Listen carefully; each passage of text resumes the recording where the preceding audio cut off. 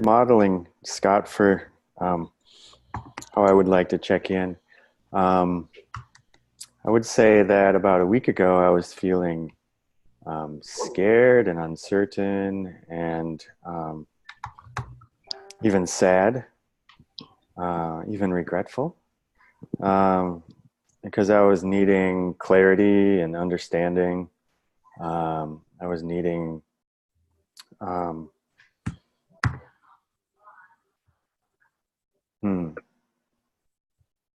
I was needing more self-connection. And now I'm feeling really grateful and humble. My needs for appreciation um, and understanding really have been met without going into any story at all. I'm in that. Beautiful. And that was Daniel speaking. Candace, well, I'm going to ask everybody to say who's talking so you know who's who by voice. So that was Daniel from Hawaii. Who wants to go next? Allison. Good morning. This is Allison. I'll say it again just to, I'm really happy to see all of you. And before I say it, I just want to say this class has already become a really special community for me. So I'm grateful. Thank you.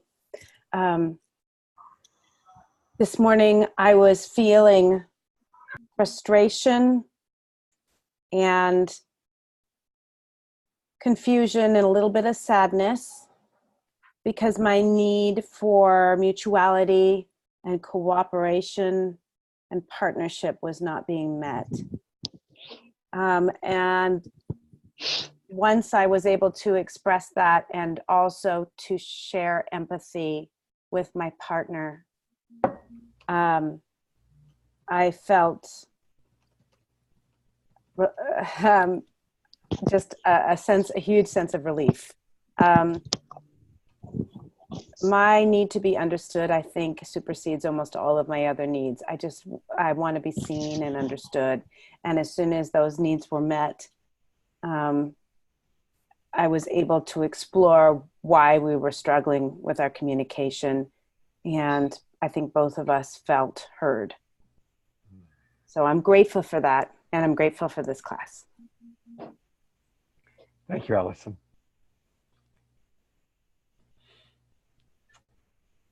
Anupama.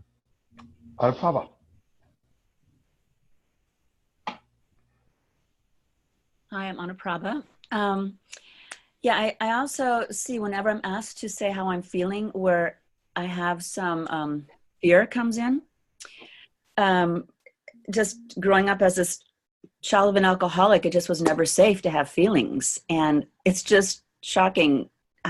Doesn't matter how many years go by, I almost can even get emotional to say the fear that comes up around just saying how I feel, unless it's happy, or something easy like that. So I'm so grateful for this group. I'm feeling a lot of gratitude to be able to have a space where it's safe. It's creating a safe place. I mean, that's, I think, a really high value I have for myself. And so I'm feeling,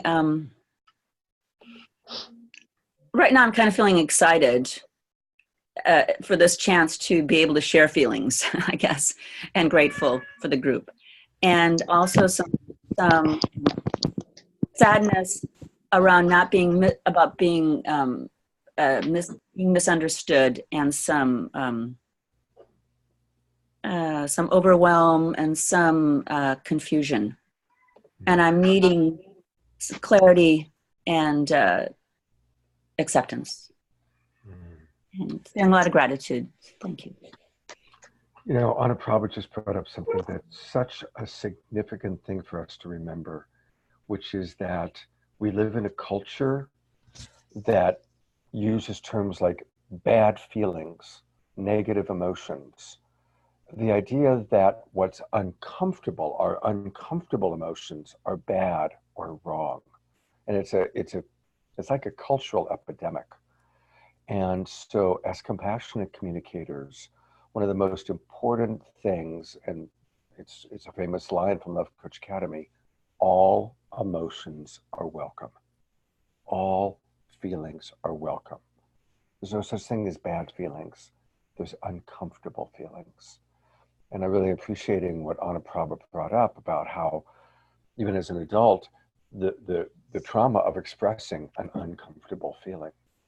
So thank you for that. That's just a really important thing for us to always remember. Who'd like to go next? Okay, Aaron. Good morning, friends. I just want to thank you all so much for this opportunity to be in this community. I've been so grateful for this. And for me, my needs lately have been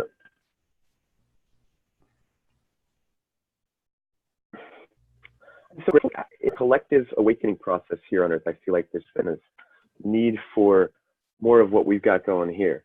And so when I feel into my emotional state, I feel so much of our collective state. And I'm just so excited to be in this space where I can learn from you all and practice this sharing of all emotion, accepting it all, and experiencing this really healing process of learning how to hold proper emotional space for each other. So I'm just so grateful for that. And yeah.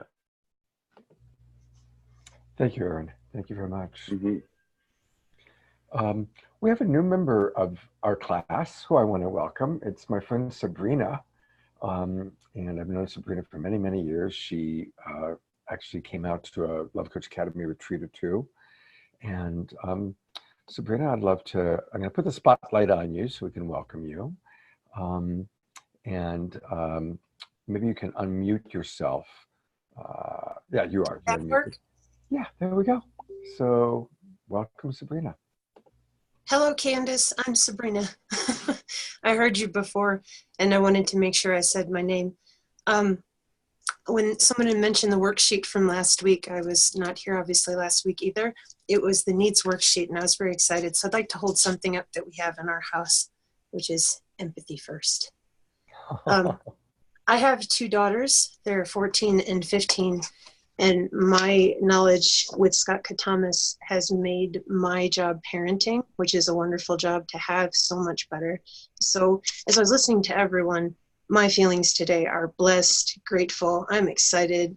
I'm in a lot of joy. It's a different space than a few of you. So I was a little afraid, like the other lady. Did it go out? No, you're good.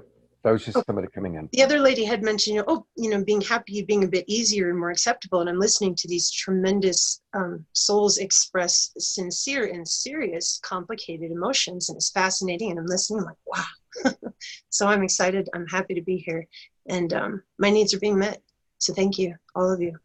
And Sabrina, where are you living now? You're in West Virginia? Yes. Wow.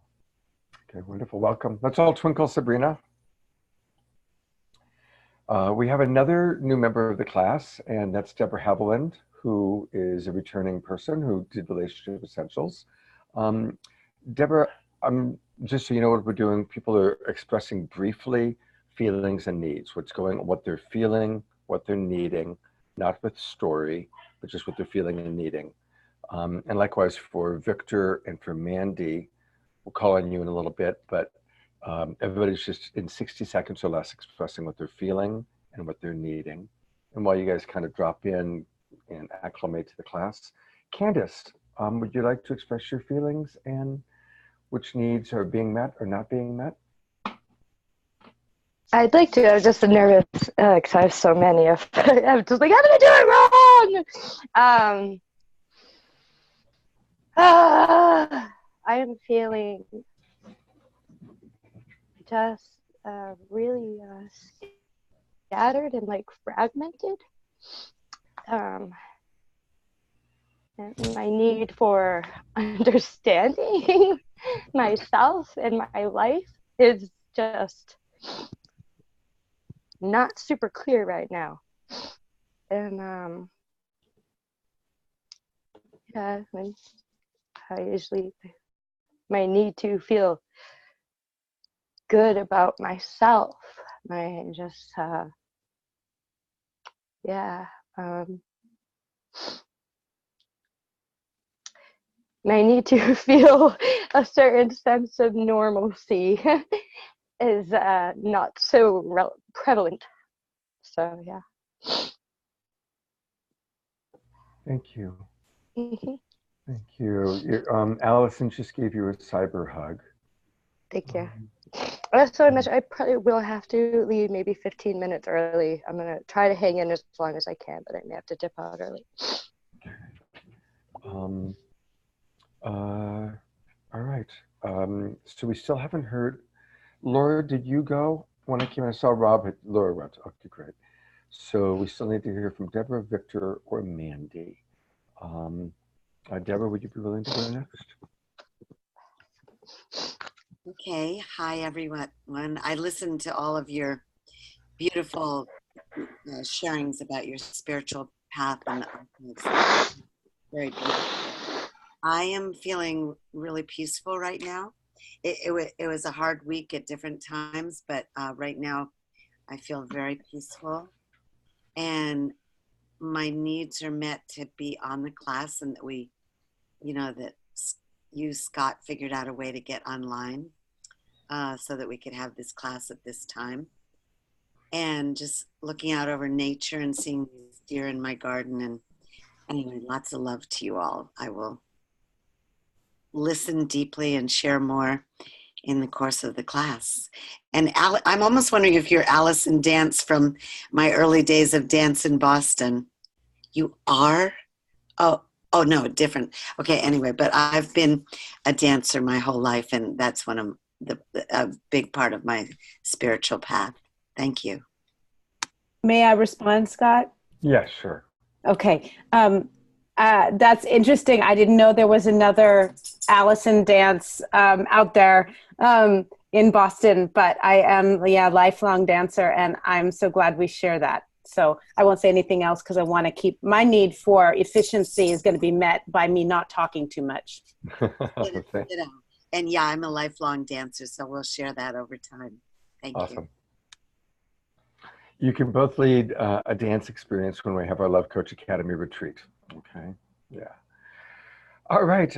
Mandy, would you be willing to go next?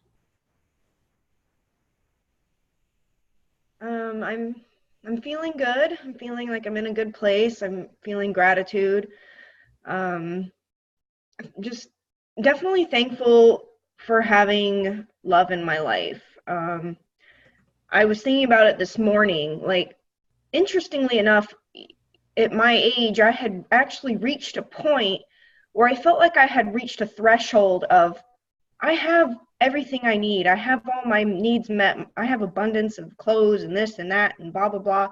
And the one thing that I felt like I was missing in my life was a romantic connection, like someone to share my life with and my abundance with. And so I started working at manifesting that and calling it into my life, praying, wishing, and doing vision boards, and finally got that in my life, and it definitely makes it feel like a difference, like something to work for and someone to share my life with. And so it's been really a blessing, also a challenge. I mean, all relationships come with challenges, and like that's where the love coaching is really coming into play and like helping.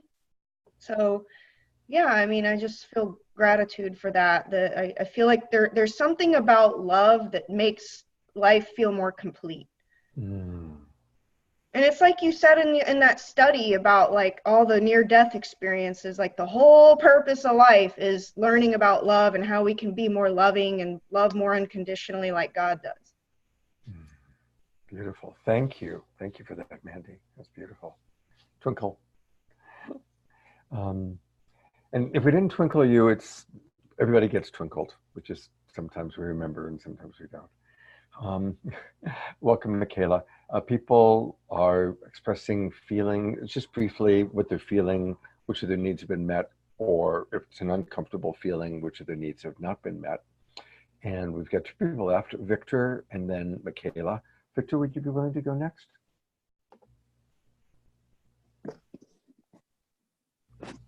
Can you all hear me? Yes, we can. Good morning, everyone, or afternoon. How am I feeling? It's been a difficult week for me. I was doing so well, and I feel a little disappointed in myself because I didn't react the way I am trying to learn how to do. So it's a minor setback. And I'm very grateful to be here because how do we learn as humans? Well, most of it is trial and error, but those who are willing to share to those who may not be where they're at yet can help others find their way to where they want to be. Not everything works for everyone, but when we share our feelings like this, it helps to understand that we are making progress. Yes, my needs being met. Here, being able to learn from you guys, I would say yes. And it's a beautiful experience, and I'm just grateful to be here. Thank you, Victor. Twinkle, twinkle. Thank you. All right. Michaela. So I didn't quite catch what exactly it is that we're sharing.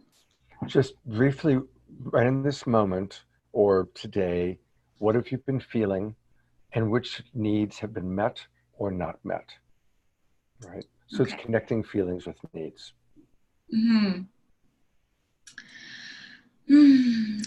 Today I'm feeling a lot of relief, actually.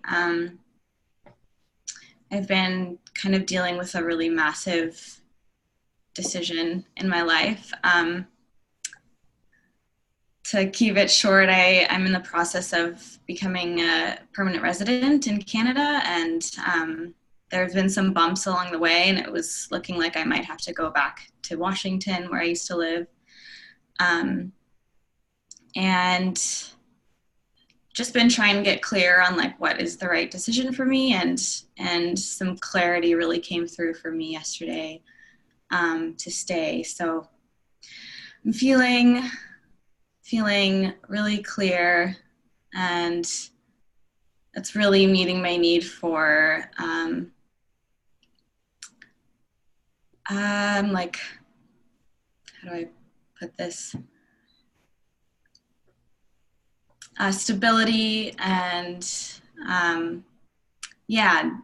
being able to plan my life, which is something that I really like to have. I like to have solid,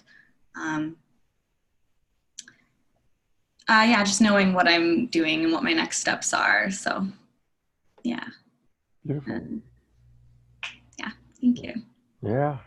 And blessings that everything just maximum grace for it to flow for you to be able to get your Canadian citizenship with ease. Thank you. Yeah. Yeah. All right. So everybody has gone. We haven't missed anybody, have we? Okay, good.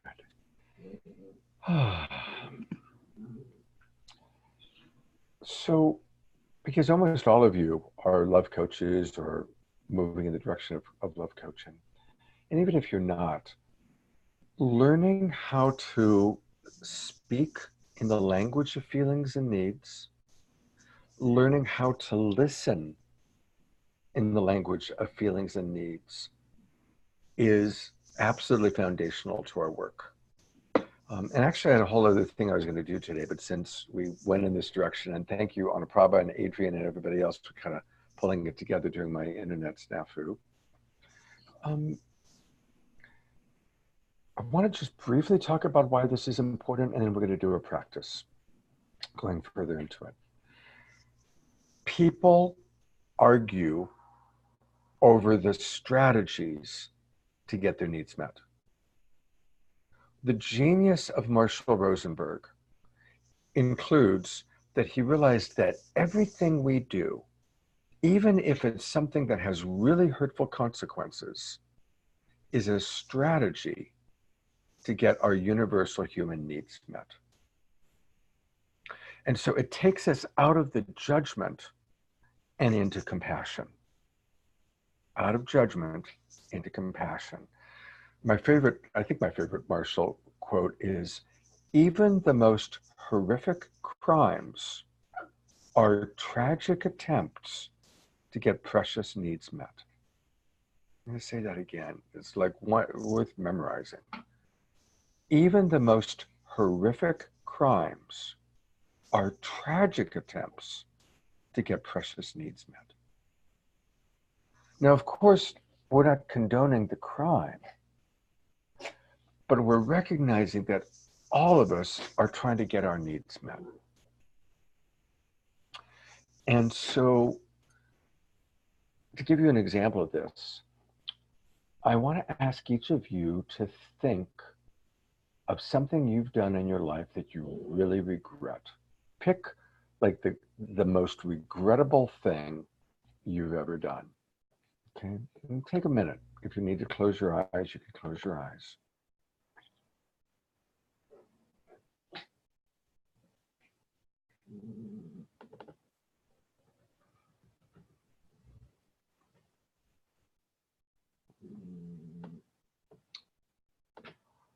And I want you to go back in time to whatever was going on in your life when you made that choice that you really regret.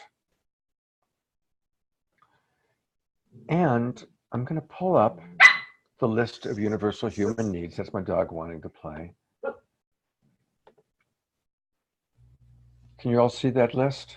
Give me a thumbs up if you can see it. Okay, great. So this is the list of universal human needs. In the box, I've got the primary needs and then the primary emotions. But all those words are universal human needs. They're universal. All of us are likely at some time in our life to long for these things to be met. As you're thinking about whatever it is you did that you really regret, I want you to pick 3 or 4 of these words that were your unmet needs. Or if you will, you could say, this is what I was trying to, this was a need I was trying to get met when I did that thing. So for example, let's say you were very aggressive in a argument with somebody. Well, you're probably trying to get your need to be heard or your need to be understood. And you were so desperate to be understood that you got aggressive. If you ever didn't tell the truth, you lied, you didn't feel safe to tell the truth. Right? So you're trying to meet your need for safety through the lie. Again, we're not condoning any of these things, we're just understanding. So as each of you think about what that was that you did that you regret, and you look at this list, I want to invite you not to tell the story, but just to put the universal human needs, or you could also call these values or longings, put them into the chat box. Just write into the chat box what the words were. And what's going to be amazing is in the chat box, we're just going to see all these beautiful words that actually are connected to something we've done that we regret. It's a pretty cool practice. And again, you can find the chat box while this screen is up. For those of you on a computer, if you scroll up to the top, there'll be a toolbar, and where it says more, 3 little dots, it says more. Click there and you'll see the chat box. And I'll put in my 3 words first.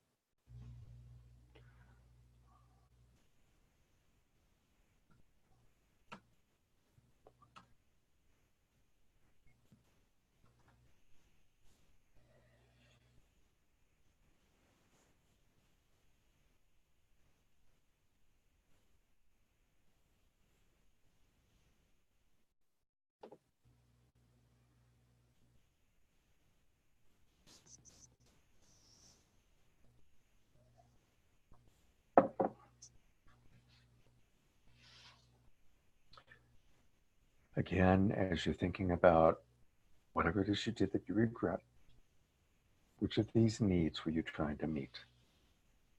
Or which of these needs were not being met that led to you doing the regrettable action?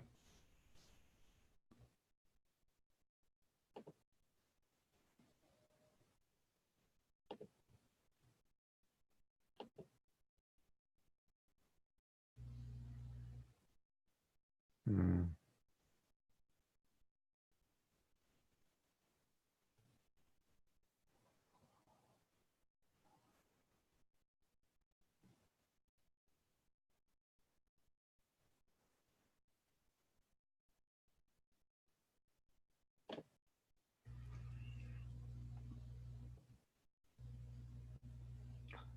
Isn't it something as you look at the chat box, all these beautiful, beautiful words, all these beautiful longings that we've all had. Um, a lot of them, a lot of you, it was appreciation you were seeking, love, safety, that's a common one. And remembering that when our need for safety is threatened, is when we're most likely to take actions that are especially consequential, especially difficult. Candace, of course, since you can't necessarily see the list, Can you hear me? yeah, I had muted you because there was too much Okay. sound coming from what you were doing. Okay. So I muted you, but I've unmuted Okay. you now. I just had a question though. Now, how would you suggest someone approach this when they were heavily under the influence of drugs or alcohol when they did this regrettable thing? Okay, well, it's not Not about, even being able to see the list. That was my first thought. okay, yeah. So actually, it's not about somebody else. It's about you. When you did something you regretted, when Yeah, you've done something that you regret. Oh, and so you're choosing that you I was under the influence were under of the when influence. I did this, the most regret. Yeah, I went through my list and I was, yeah, I don't even So, remember. I know what I did and people told me what I did, but I was not there. right. So let's not choose a blackout situation. Let's choose let's choose something where you can remember what was going on with you. Because Okay. you're right. If we've blacked out, we don't remember what was happening as well. Yeah. Scott, I have a question. Sure, Daniel. You said you briefly touched on something about the need for safety often leads to some of the most consequential Yeah. things we do. Can you say any more about that? Yeah. I'll give you an extreme example. So when we think about the dictators, political dictators who did terrible things, right? Who killed hundreds of thousands of people. Wow. What need were they trying to meet? They were trying to meet their need for safety. A person, the more that we have, the more that we have to lose.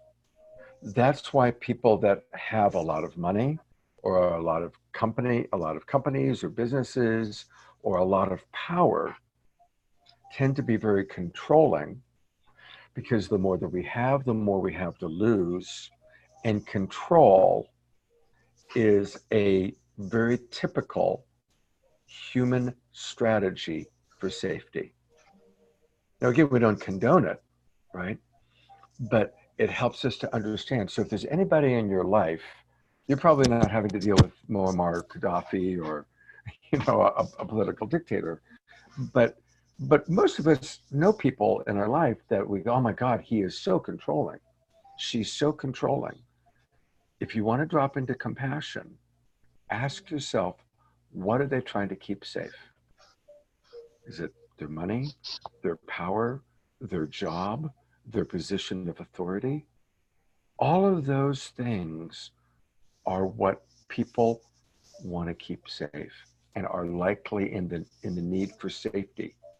to make radical choices with especially hurtful consequences. Does that make sense to everybody? Does that answer your question, Daniel? Yeah. Cool. Candace, were you able to come up with something you'd like to share? I just, what was happening for me is I really wanted to, I really thought, like, okay, even before the age of 20, from 14 to 21, I was just a mess. And the things that I felt like it was just easy, the most regrettable things. You said the most regrettable. And so it was all stuff then, so it took me a moment to even, and then of course I had some story running because I couldn't see the list. So, yeah. So but, I'm still a little stuck because let me help you then. So this is where, as love coaches, we can guess.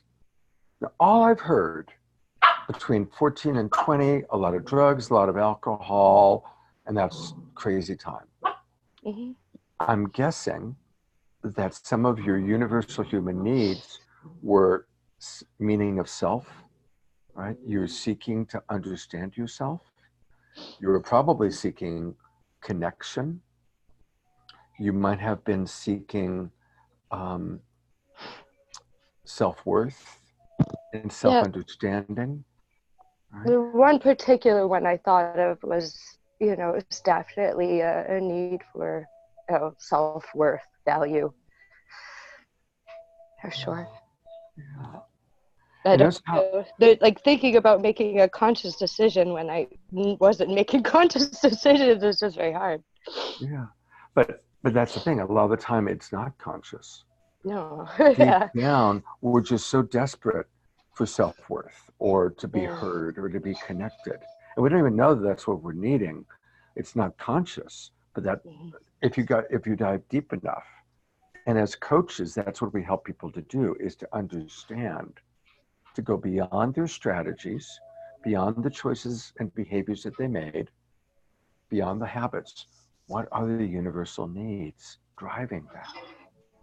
And the more dynamic or dramatic the choice, the more important, at least at that time, that need was for us, right? So, and notice how we just have, like, if we just see crazy teenage behavior, that's filled with judgment. If we go, oh, seeking to know thyself, seeking self-meaning, seeking self-respect, seeking self-worth, that immediately puts us into compassion. Does everybody see? Can you guys all get that? Yeah. Mm-hmm.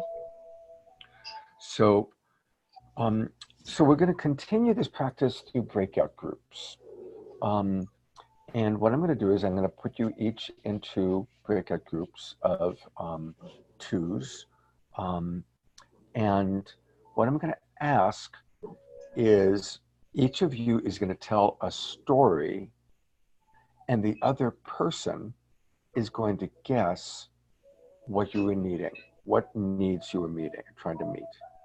So you tell a story, like a minute-long story of some dynamic time in your life. It doesn't have to be something that you regret, by the way. It doesn't have to be the most regrettable thing you ever did. You don't have to do that.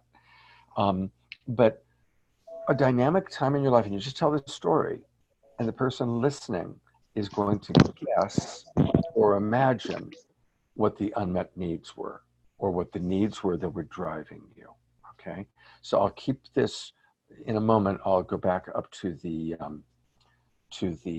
chart, but it's going to take me a minute to make the breakout rooms. So would somebody like to, in front of the group, share a story, and then we'll have 2 or 3 members of the group guess which needs were connected to the story. Laura. Okay, so it was something I feel very shameful of. I had this girlfriend when I was probably like 11, 12, and she was one of those friends that always wanted to do bad things. And I got hooked into doing this thing with her where we were kind of terrorizing some neighbors. And it was so contrary to, I mean, Rob's laughing because it's so not me, but there was an excitement and a thrill. And we were just doing things like throwing rocks at a window. We weren't breaking anything, but I remember just feeling like, wow, so terrible. But in the moment we were doing it, it was so exciting. Like, and you know, the momentum of it with her just kept going on. And you know, when I think about like the worst thing I've done, it's like that's like a really, for me, it feels like it was bad because we were making other people feel upset. And so that was it. Okay. Thank you. Thank I you know for it's sharing. kind of funny. So who would like to guess which of her needs were driving all of that? Who wants to take the first shot at guessing? Okay, Adrian.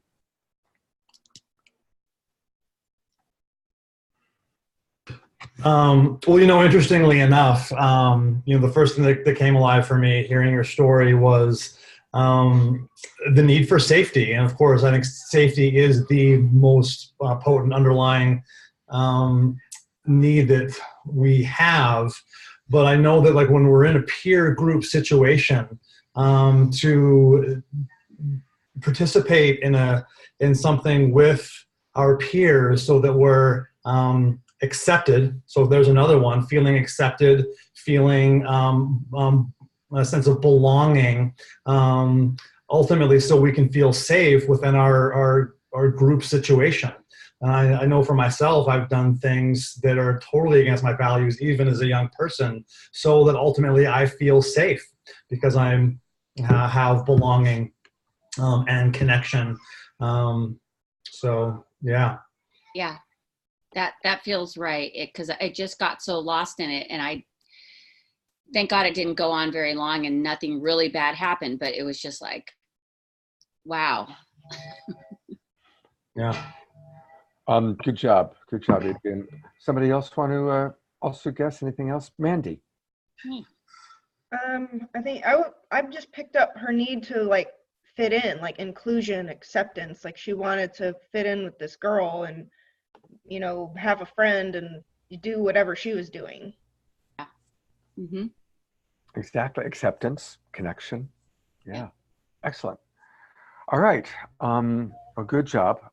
So I have created the rooms, and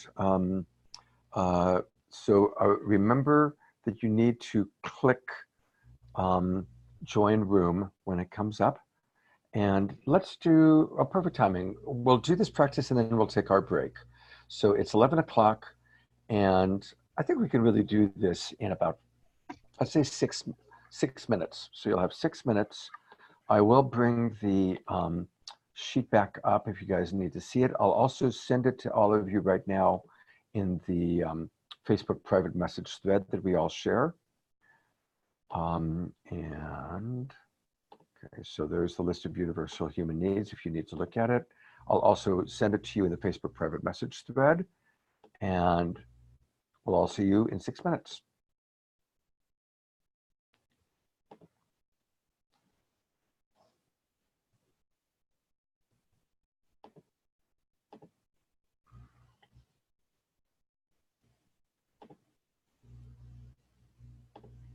Remember to click join room.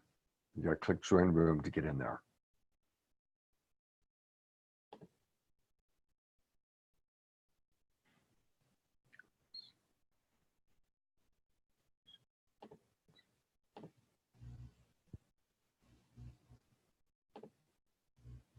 Hi, Scott. I clicked join when you put it there, and then I realized I was only there alone. So I ended up back. Go, okay, so I had put you in with Adrian. Oh, so, good. Hang on. Okay, so. I don't see the request now to join a room. Oh, there. Maybe it's down here. Yeah, I found it. Okay.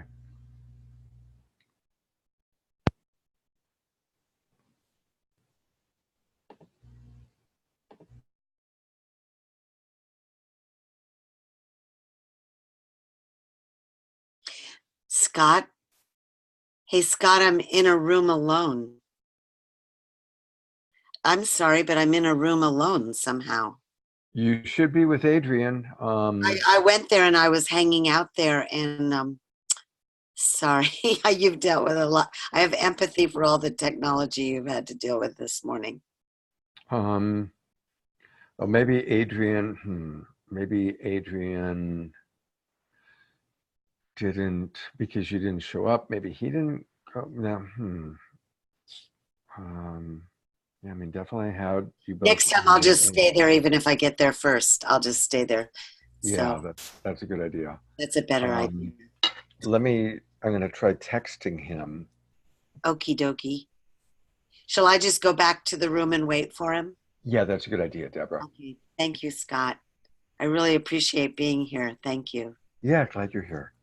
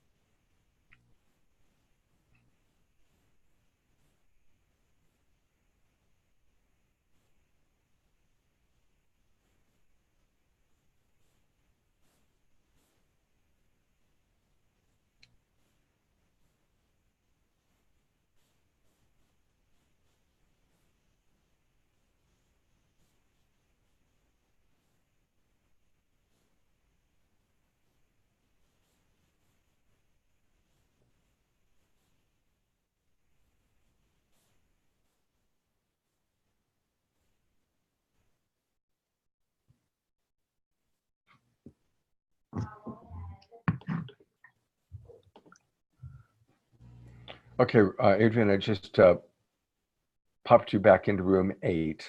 There you go.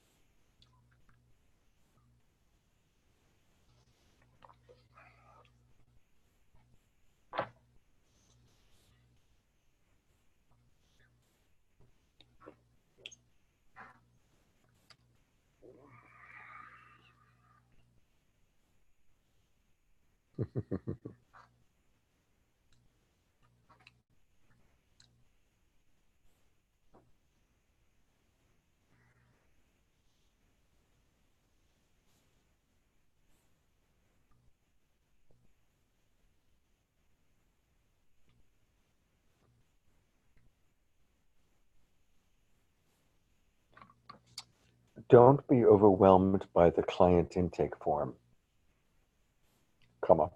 There are many questions and you don't need to answer them all, period. You can provide as long or short, comma, or as many answers as you wish.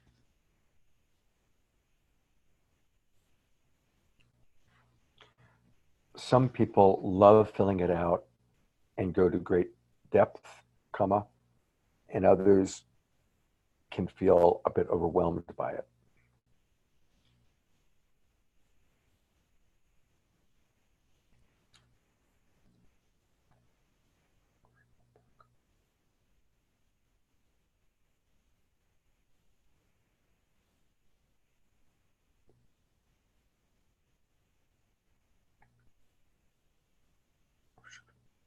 Should we recording? How did we do with time? Give me a thumbs up. Was that enough time? Anybody not enough time? Allison, we're getting a, okay. So we're going to take our break, but just briefly before we take the break, is there anybody who wants to share an aha that you had? Anybody have a significant aha during this practice? One thing is, Candace wanted me to let everybody know that she checked out. She wasn't feeling well, so she wanted to take care of herself before her client. So I said I would do that. Thank you, Daniel, for letting us know that. Anupama, and then I think I saw Victor's hand go up also. Yeah, I just wanted to say, even though I didn't really have time, we didn't have really time for my story, or the feelings and needs. The reality is that just by listening, taking in, but Allison, right? It was like she was telling my story too. And so I was feeling, and in my empathy or my understanding about her journey, it just was like very soothing and healing and nurturing for me. And so I didn't really even feel a need for that story because there was this mutuality there. And that was very, was like food. Felt great. Beautiful. Yeah. That's, again, it's that common humanity. Yeah, it's beautiful. 11:11 is a sign. Okay. So let's take a 6-minute break to go to the bathroom, eat, do whatever you need to do. And I will see all of you in 6 minutes.